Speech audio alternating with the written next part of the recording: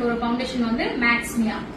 போது ரொம்ப ஈஸியா நம்மளோட ஸ்கின்ல பிளண்ட் ஆயிட்டு பட்டர் எப்படி இருக்கும், ஒரு நல்ல பிளண்ட் ஆகும் இல்லையா நம்ம ஃபேஸ்ல அப்ளை பண்ணும்போது, அந்த ஒரு கிரீமி ஸ்ட்ரக்சர்ல இந்த ஃபவுண்டேஷன் இருக்கு. ரொம்ப சூப்பரா இருக்கு. மிக்ஸ் மேட்ச் பண்ணிக்கலாம். ஃபேரா இருக்கவங்களுக்கு இந்த ஷேட் நம்ம யூஸ் பண்ணிக்கலாம்.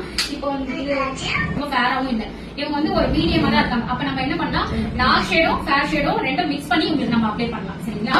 இப்போ இதை நம்ம யூஸ் பண்ணனா இவங்களுக்கு ரொம்ப டார்க்கா இருக்க மாதிரி இருக்கும். அதே மாதிரி இந்த ஃபேர் நம்ம யூஸ் பண்ணாலும் ரொம்ப ஃபேரா இருக்க மாதிரி இருக்கும். ரெண்டும் நீங்க மிக்ஸ் பண்ணி பாருங்க, அவங்க ஷேட் கரெக்டா வந்துடும்.